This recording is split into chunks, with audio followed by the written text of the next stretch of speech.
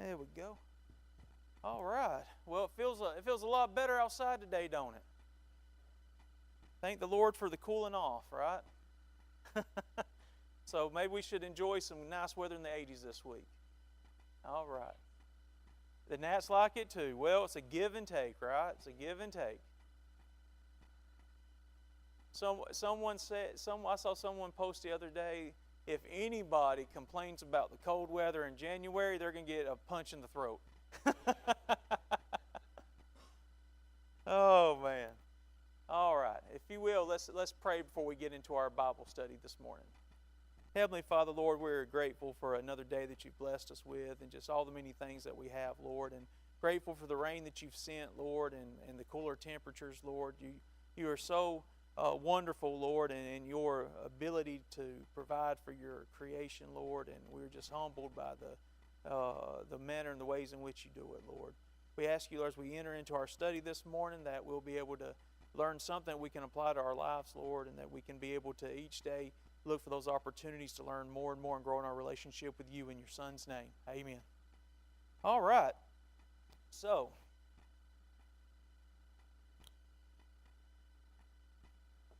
let me tell you. You think about how great of a creator the Lord is, right? And how his ways are not our ways and his thoughts are not our thoughts, and the things that he can do in the complexity of creation. This year I'm at Georgia Christian School. I'm teaching human anatomy for the first time. I have a greater appreciation for what God did in making these bodies now, because my goodness, I did not realize it was that complex. I did not realize it was that complex, but hey, that's why he is who he is, right? All right, so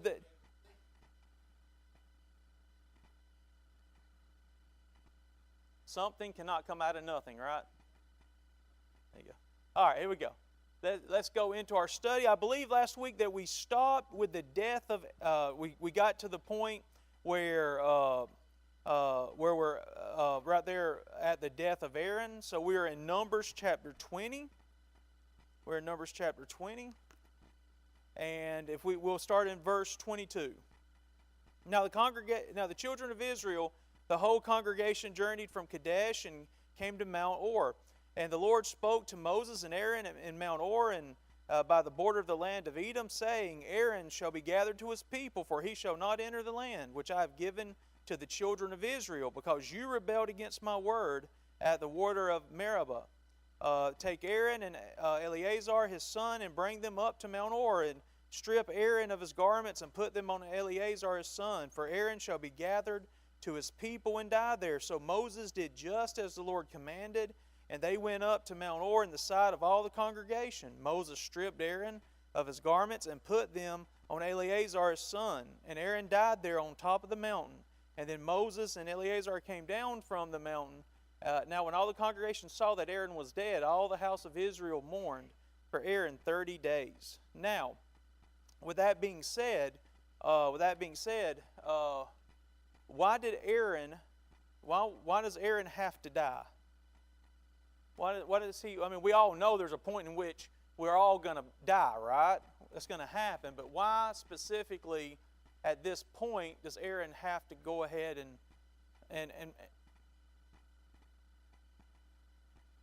well, yes, he was one of the ones of the generation, but there was also something that happened as well. There you go. They struck the rock instead of talking to it the way God had said, this is how you're going to do this, this is how I want you to do this. And they, we're sympathetic to it. We get frustrated with people and we don't think sometimes right. But this was something that they were commanded to do. And God said there's a consequence because of this. Now, is Aaron the only one that has a consequence with this? No. There's somebody still alive that consequence is going to come in, later on, and that's Moses, right? And so God's not a respecter of persons, y'all. Does he appreciate Moses? Yes. Does he love Moses? Yes. But he's still held, they're still held to the same standard as everybody else, right? There's no respecter of persons here. And so what's interesting about this account is not only does God say, hey, you and Aaron come up here on this mountain, but who else? His son, Eleazar, right? And so what's the purpose of Eleazar going up on this mountain with them? To take his place. To take his place. There's something interesting. A lot of people, when we're thinking about this, there's sometimes we miss something on this. Let me get over here. What page is that? 293. So why is it that they went up there? So Moses was commanded to take Aaron and his son up to the mountain. Now somewhere near the top, he was to strip Aaron of the high priestly garments and put those garments on his son, signifying that Eleazar was to replace Aaron as high priest. Moses did as he was told in the sight of all the congregation, so everybody sees this. The transferal of these special garments prior to Aaron's death prevented Eleazar from becoming ceremonially unclean through contact with a corpse. So that was a big deal, correct? Yes, ma'am.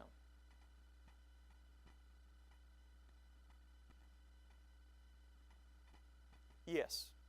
The whole idea here was that this transferal happens before he dies. And so therefore Eleazar is not, ceremonially unclean because he has been around a dead person. And so therefore the high priest, there's still a high priest. Does that make sense? Because if he's ceremonially unclean, you see what I'm saying? There would be an issue there with where there's no high priest.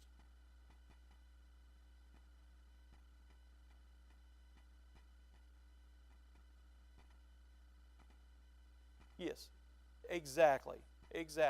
And so here's God providing, right? Providing for His people and providing for the continuity of what's going on here, okay? So you still have a high priest that's been transferred. The people have seen it. It was in their sight. So now they understand that this is going to be your new high priest. And Aaron's going to go on from that point, and he's going to pass, and he'll go, we start basically fresh with a new high priest. Now we know from this point forward, the high priest will come from his lineage, and so on and so forth. Now, when we get to Kings, I think it's in 1 Kings. I have to look at this, but I think it's in 1 Kings where Solomon, David had what was his name? Started with an A. Abiathar was the high priest with David, and when David died, Solomon replaced him with someone else. And it was still from the lineage of Aaron, but it wasn't that same lineage. It was still in a lineage with Aaron, but not that lineage. But when we get to Kings, we'll discuss that. All right, so here we go. So Aaron has passed. And now we move on. And so from that point, in chapter 21, the king of Arad, the Canaanite, who dwelt in the south, heard that Israel was coming on the road to Atharim. And then he fought against Israel and took some of them prisoners. So Israel made a vow to the Lord and said, "If you will indeed deliver this people into my hand, then I will utterly destroy their cities." And the Lord listened to the voice of Israel and delivered up the Canaanites, and they utterly destroyed them and their cities. So the name of that place was called Hormah. So here we have, as soon as this happens, now this is very different, right? This is what you would maybe call the first big victory, right? Because you've got a couple of defeats before this, right? And so with it, so when you're looking at this, why do you think this king decided to attack them? Now, obviously, they have a lot of people, right? There's a lot of people here. So why do you think he takes the opportunity here to attack them? Because from what we see here, Israel's just minding their own business, moving, right? So, but he makes the decision to engage. Why do you think that? Well, what's the perception?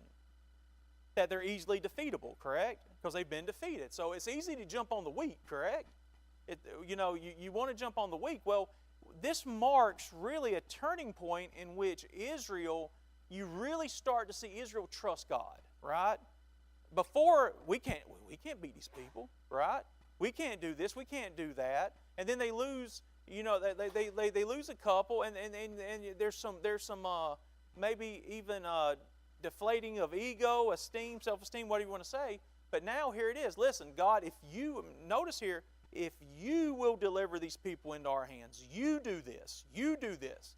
Okay? They're saying, if you pay attention to this, they're saying you can do this. If you will do this, then we can defeat these people.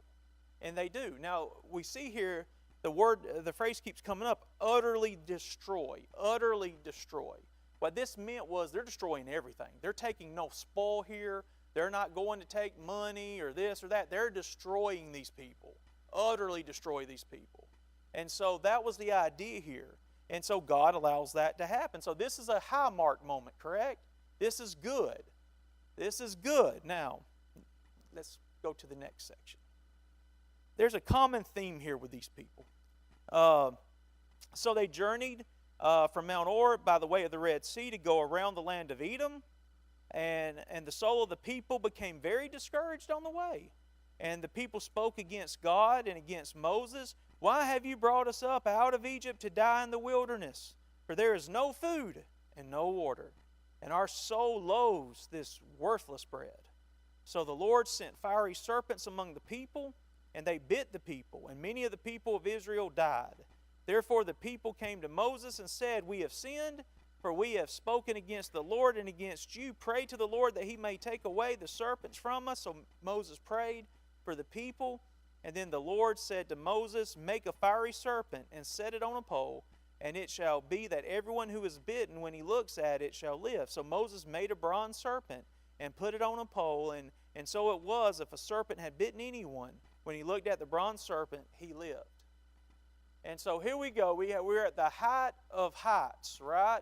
We have this good moment here in which we have defeated a people who attacked us. God has given us that victory, and then we start marching and we go right back to the same thinking that we had before. Did you notice we don't have food? Was that true? No. God's providing for these people. We don't have water. Is that true? No. The fact that you got water got two people in a lot of trouble by their poor choices and how they got the water, right? You've got water, you've got food. All right? You've got all this. This bread is just loathsome. It's terrible, y'all. It's the worst life you've ever lived possible.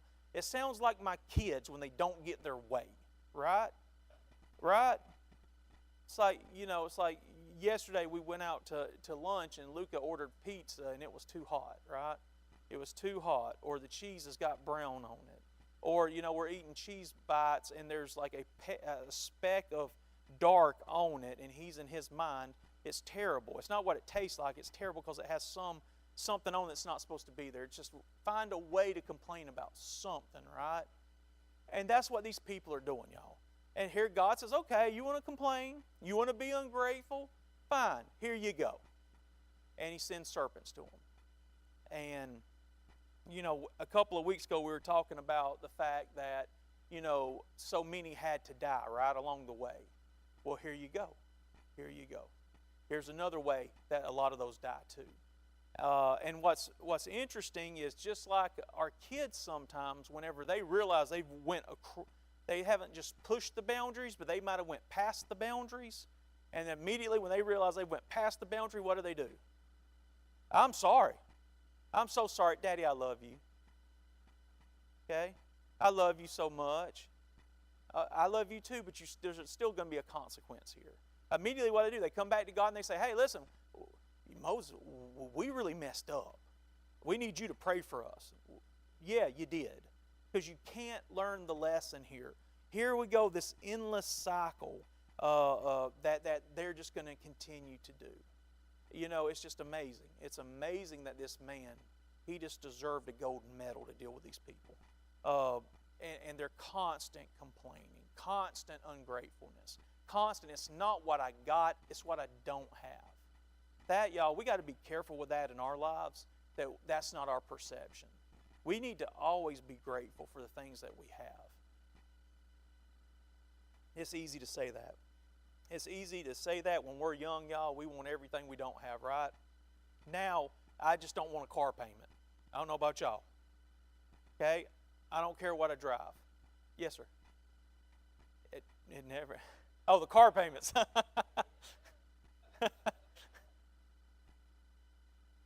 I joke around whenever the kids get to the point where they're out of the car seats. I'm going to go find me like an '89 Chevy S10, and I'm just going to drive it. I don't even care what it looks like. I'm driving it. That's it. That's it. So we have this instant here of, we take one step forward and two steps back, right? One step forward and two steps back. And then from that point, now we've got to go around. We got to go around Edom to Pisgah. The children of Israel continued their march around Edom. They traveled to Oboth and to. I'm trying to remember how this was pronounced. Jebarim, to the river Arnon. And there the Lord said in verses 14 and 15. In verses 14 and 15, let me find that. He said, "Therefore it is said in the book of the wars of the Lord, we have in Suppah the brooks of the Arnon, and the slope of the brooks that reaches to the dwelling of Ar, and lies on the border of Moab. From there they went to Beer, which is the well where the Lord said to Moses, Gather the people together, and I will give them water. And so from that point, after crossing the river, they journeyed to Beer. From there, they traveled to Bamoth near Pisgah. Now, at this point, they've been at the height of heights. They've won. They've had a victory. Now comes the sting of defeat. So there's two groups here. There's two groups that they're going to lose to. Starting in verse 21 and going to verse 35 of chapter 21. Let's see. I'm sorry. Not lose to. They're going to defeat. I'm sorry. Verse 21. Then Israel sent messengers to Sihon, king of the Amorites, saying, Let me pass through your land.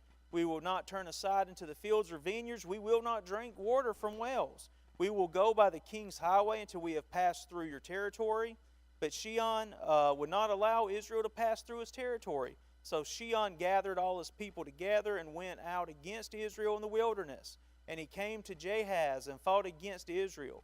And then Israel defeated him with the edge of the sword and took possession of his land from the Arnon to Jabbok, and as far as the people of Ammon. For the border of the people of Ammon was fortified.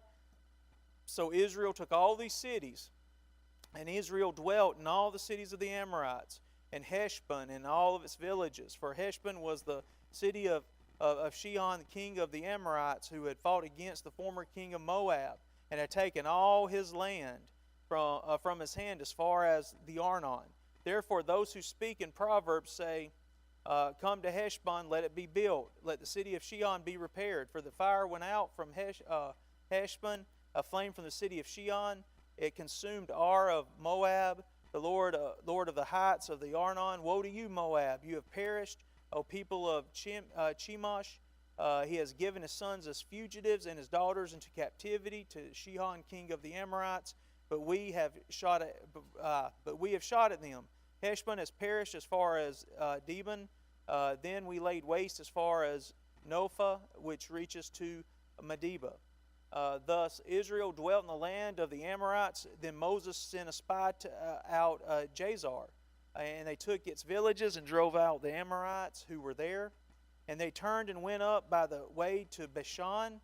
So Og, king of Bashan, went out against them, he and all his people, to battle at Edrei. Then the Lord said to Moses, Do not fear him, for I have delivered him into your hand with all his people and his land, and you shall do to him as you did to Sihon, king of the Amorites, who dwelt at Heshbon. So they defeated him, his sons, and all of his people, until there was no survivor left him, and they took possession of his land. And so as chapter 21 ends there, we have went from the highest of highs to the lows and then back here. Now Israel has taken some territory. We're feeling good about ourselves. And what's interesting about that, in chapter 22 and verse 1, directly across the river is a city. What city is that? Jericho. Who's going to be the first big opponent when Joshua leads them over the Jordan? Who's going to be the first big opponent? Jericho. Okay, so they're watching this. What do you think they're thinking? Well, it's okay if they stay where? Over there. If they stay over on that side, everything's going to be fine. But what if they come across this river? Now we got a different situation, right? So my point is, there's a lot of foreshadowing here in that you can see what's coming, right? You can see what lies ahead. Jericho's there, they're watching with those mighty walls, right? That would not come down, right? Or at least they thought anyway. All right, so now we get to our animal cruelty section of Scripture, okay? That was a joke. Come on, that was somewhat funny. What am I talking about? What is 22? It's the donkey, right? Or as in Shrek, it's donkey. So after defeating Sihon, king of the Amorites, moving to lesson 7, and Og, king of Bashan, the Israelites camped on the plains of Moab, opposite to Jericho. When Balak, king of Moab, saw how Israel had defeated the Amorites, who previously had brought Moab into subjection, he became afraid and that they would defeat his nation as well. He allied himself with Midian for protection and approached Balaam to pronounce a curse on Israel. So, to put this in perspective, Balak, he has just been defeated, right, by this, by one of these groups that had defeated him. So, conventional wisdom is, well, if they beat us and he beat them, can he beat us? Let me slow it down for a second. Okay, so if he just defeated one of the groups over there and that group defeated us, can he defeat us? Well, conventional wisdom is yes. He's got a little bit of strength, right? He's a little bit stronger than us. So he's worried about this. He's very much worried about this. And so with that in 22, he sends for Balaam. And we're fixing to be introduced to who these people are. Verse 2, now Balak the son of Zippor saw all that Israel had done to the Amorites, and Moab was exceedingly afraid of the people because they were many, and Moab was sick with dread because of the children of Israel. So Moab said to the elders of Midian, now this company will lick up everything around us, as an ox licks up the grass around the field. And Balak the son of Zippor was king of the Moabites at that time. And then he sent messengers to Balaam the son of Beor at Pethor, which is near the river in the land of the sons of his people, to call him, saying, look, a people has come from Egypt. See, they cover the face of the earth and are settling next to me. Therefore, please come at once, curse this people for me, for they are too mighty for me. Perhaps I shall be able to defeat them and drive them out of the land, for I know he whom you bless is blessed, and he whom you curse is cursed. So the elders of Moab and the elders of Midian departed with the diviners, came to Balaam and spoke to him the words of Balak. He said to them, lodge here tonight, and I will bring back word to you as the Lord speaks to me. So the princes of Moab stayed with Balaam. And then God came to Balaam and said, who are these men with you? And so Balaam said to God, Balak, the son of Zippor, the king of Moab, has sent to me, saying, look, a people has come out of Egypt, and they cover the face of the earth. Come now, curse them for me. Perhaps I shall be able to overpower them and drive them out. And God said to Balaam, you shall not go with them. You shall not curse the people, for they are blessed. So Balaam rose in the morning and said to the princes of Balak, go back to your land, for the Lord has refused to give me permission to go with you. And the princes of Moab rose and went to Balak and said, Balaam refuses to come with us. Now, a couple of things to unpack here before we move on. So why is Balak so afraid? Well, look at the hyperbole he uses here multiple times. He said, here are these people, and they cover the face of the earth. What does he mean by that? What's he saying? There's a bunch of people. A whole lot of people. They got a lot of people. And so he's worried about that. He's worried about what they've done in the past. And so because of that, he goes and he talks to the people, to Midian. There's something my commentary says about them. I wonder, which was interesting, which was very interesting as I was looking at this and preparing. He says here, the Moabites directed their concerns about Israel to the elders of Midian. The Midianites were a nomadic tribal people who traded throughout the area. They were descendants of Abraham, Genesis 25 and verse 2, and were widespread in regions south and east of Canaan. These people were led by elders who are called kings in Numbers 31 and verse 8. Apparently some of the Midianites had settled in Moab and had aligned themselves with the Moabites. The two groups of people in the story, Balaam and Balak, are virtually synonymous. Israel would play the harlot with the daughters of Moab in chapter 25. The sin was personified by an act of sexual immorality between Midianite woman and Israelite man. Moses was told to destroy the Midianites because of the sin described in chapter 25.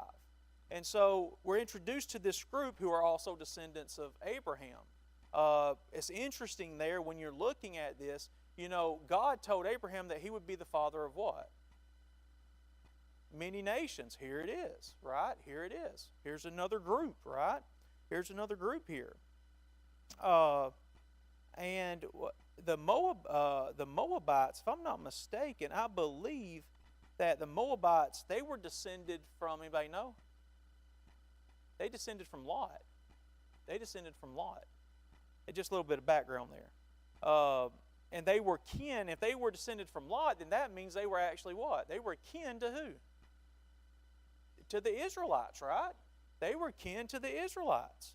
And so here we got, family fighting family, which I'm sure they were, not that close, but, it's what it is. And so here we go. So Balak, he sends word to Balaam. Balaam, you need to come and you need to curse these people. Balaam then goes and he talks to the Lord about this, and God says what? He says, you don't go with them. Number one, you don't go with them. These people are what? Blessed. So is he clear with his instructions here? Yes. All right, let's keep going. Verse 15. And then Balak again sent princes, more numerous and more honorable than they. And they came to Balaam and said to him, Thus says Balak the son of Zippor, please let nothing hinder you from coming to me, for I will certainly honor you greatly, and I will do whatever you say to me. Therefore, please come and curse this people for me. And then Balaam answered and said to the servants of Balak, Though Balak were to give me his house full of silver and gold, I could not go beyond the word of the Lord my God, to do less or more. Now therefore, please, you also stay here tonight, that I may know what more the Lord will say to me. And God said to Balaam at night, and said to him, If the men come to call you, rise and go with them, but only the word which I speak to you, that you shall do. So Balaam rose in the morning, saddled his donkey, and went with the princes of Moab. Now, the first question when I think about that account, the first question that comes to my mind is, should he have inquired a second time to the Lord? Why? That's it. He went and he asked God. God said, don't go. Well, he goes back and he asks him a second time, right? Now, why do you think? What's the motivation to ask him a second time? Money. Well, he wants God to change his mind. Money. Because you think about it, was the second offer better than the first offer? Of course. Of course. Now, he's still being a little humble with it. I can only do what God tells me to do, but why don't y'all stay again tonight? Let me go back and talk to him, and let's see if anything's changed. Okay? He's probably hoping something's changed. Now, God says, all right, yeah, you can go. You can go, but what's the commandment now? Do you only say what? What I tell you to say. Now, that's pretty strong. Now, that's the instruction. That's the instruction there with that. Now, let's see. Where's that? There was something. All right. My commentary says Balaam's next act belied his words. He again invited his guests to spend the night and said, I will find out what else the Lord will speak to me. Since God had already told him what to do, Balaam had no good reason to ask a second time. Nevertheless, in answer to his question, God told him to go with the men to speak only the word which he would give him to say. It is interesting that God spoke to Balaam at night. The inscriptions, let's see. Let me skip down a little bit. In the morning, Balaam saddled his donkey, took 2 servants, and set out for Moab with the leaders who had come to bargain with him. All right, I'm looking for something else. I must have wrote the wrong page number down. All right, let's keep going. So let's see what happens here. Verse 22, Then the Lord's anger was aroused because he went, and the angel of the Lord took his stand in the way as an adversary against him.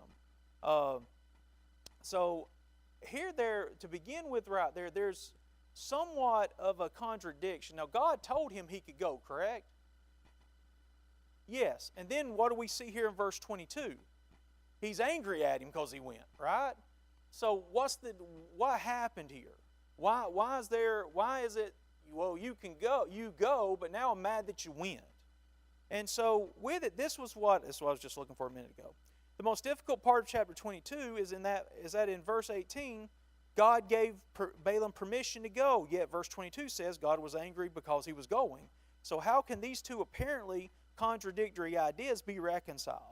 Some believe that God became angry with Balaam because during the journey or the night before he left, the prophet changed his mind about obeying God. He had been determined to do God's will, but he began to lust after the money that Balak had promised. At this point, he was thinking about how he could collect that money by cursing Israel. His intention to curse Israel produced God's anger. A more likely possibility is that God permitted something which was not in accordance with his ideal plan, just as he did when he granted Israel's request to be ruled by a king in 1 Samuel 8, 1-8.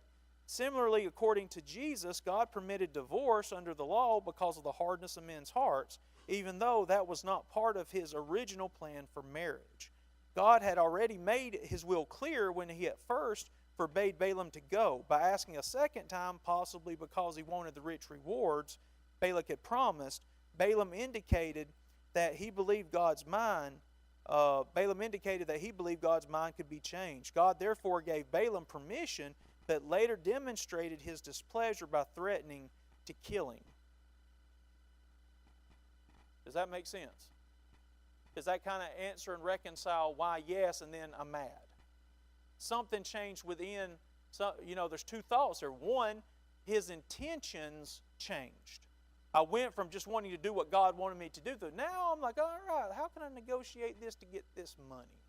Right? How can I change God's mind to where I can, it was less about God, it was more about him and what he wanted. And that's why God was angry. But then there's also the thought that even though this wasn't originally what God wanted to do, he's still going to do the best. He's still going to get to where he wants to go either way. And there's a couple of examples that he goes with on that. So now the donkey. So as he was riding on his donkey, and his 2 servants were with him. Now the donkey saw the angel of the Lord standing in the way with his drawn sword in his hand. And the donkey turned aside out of the way and went into the field. So Balaam struck the donkey to turn her back into the road.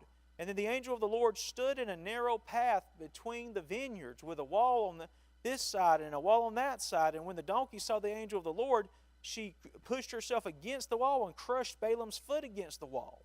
So he struck her again. And then the angel of the Lord went further and stood in a narrow place where there was no way to turn either to the right or to the left. And when the donkey saw the angel of the Lord, she lay down under Balaam. And so Balaam's anger was aroused, and he struck the donkey with his staff. Now, if you're Balaam, would you have done the same thing here? You're going on this road, and now the donkey just decides to turn and go that way. So you get mad and you hit it. And then what? The donkey gets too close to the wall, and it says that it hurt his foot. And then the donkey, a little bit further on down the road, the donkey just gets down. So Balaam's frustrated. Balaam doesn't understand what's going on, correct? And so out of anger, he strikes the donkey 3 times. Verse 28, then the Lord opened the mouth of the donkey, and she said to Balaam, what have I done to you that you have struck me these 3 times?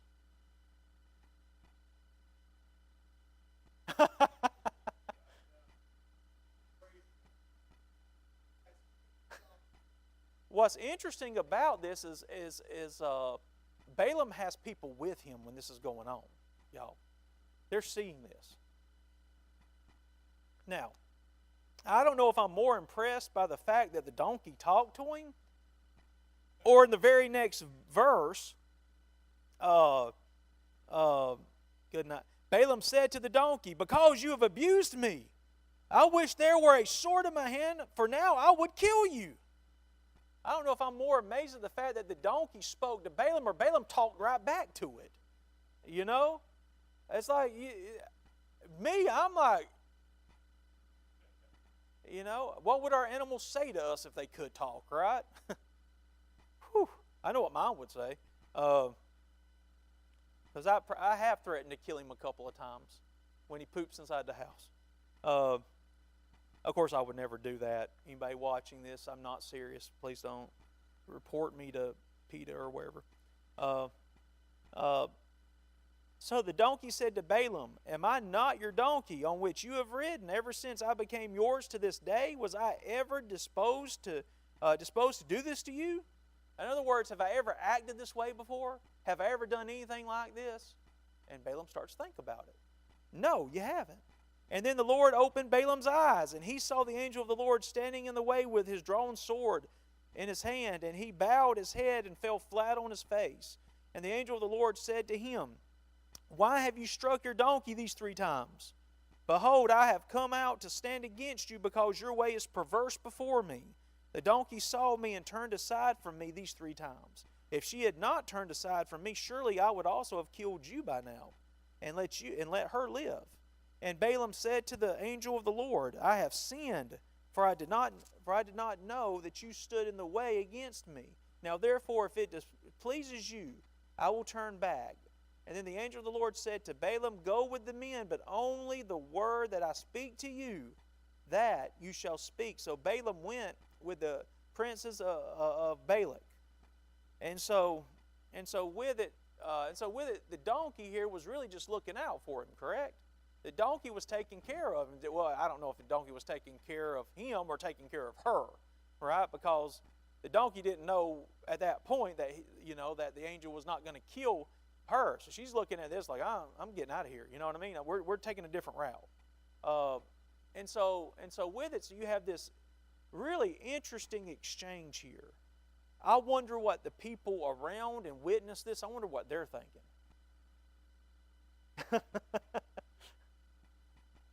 It's like, hey man, have you ever seen anything like this? I ain't seen nothing like this. Let's just not talk about this anymore.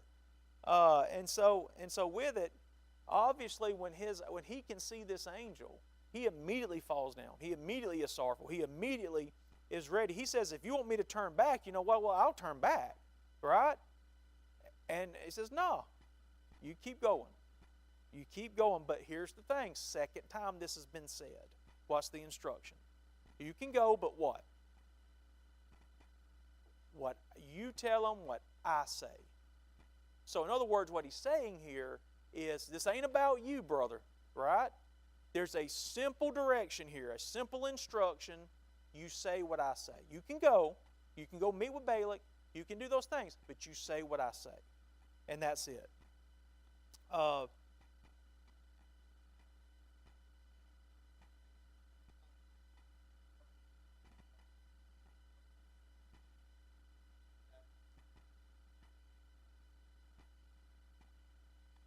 And that's a good point. That's a very good point. We as people, we can find ways in which we want to negotiate with God, right?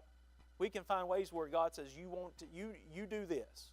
And then in our minds, we're already thinking, well, we kind of start flirting with the idea of how we can have it both ways, right? And so with it, we got to be very careful with that. And that's what he was doing. That's what he was doing. So he allows them to go. And going through verse 41, now when Balak heard that Balaam was coming, he went out to meet him at the city of Moab, which is on the border at the Arnon, the boundary of the territory. And Balak said to Balaam, "Did I not earnestly send to you, calling for you? Why did you not come to me? Am I not able to honor you?" And Balaam said to Balak, "Look, I have come to you." Now probably, Balak is not privy to what has happened on the road, y'all. He's saying, "Listen, I've sent to you, and you're taking too long to get here." Well, Balaam's like, "We've had some stuff happen. Look, I've come to you. Now, have I any power at all to say anything? The word that God puts in my mouth, that I must speak." So Balaam went with Balak, and they came to Kirjath Huzoth. And then Balak offered oxen and sheep, and he went some to Balaam and to the princes who were with him. And so it was the next day that Balak took Balaam and brought him up to the high places of Baal, that from there he might observe the extent of the people. And then Balaam said to Balak, "Build 7 altars for me here, and prepare for me 7 bulls and 7 rams." And Balak did just as Balaam had spoken, and Balak and Balaam offered a bull and a ram on each altar. And then Balaam said to Balak, "Stand by your burnt offering, and I will go. Perhaps the Lord will come to meet me. And whatever he shows me, I will tell you." So he went to a desolate height, and God met Balaam, and he said to him, "I have prepared these 7 altars, and I have offered on each altar a bull and a ram." And then the Lord put a word in Balaam's mouth and said, "Return to Balak, and thus you shall speak."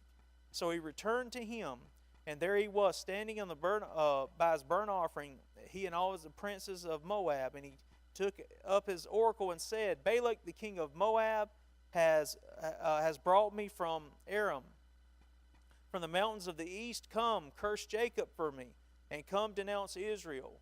How shall I curse whom God has not cursed? And how shall I denounce whom the Lord has not denounced? For from the top of the rocks I see him, and from the hills I behold him. There are people dwelling alone, not reckoning itself among the nations. Who can count the dust of Jacob, or number 1/4 of Israel? Let me die the death of the righteous, and let my end be like this." And then Balak said to Balaam, "What have you done to me? I took you to curse my enemy."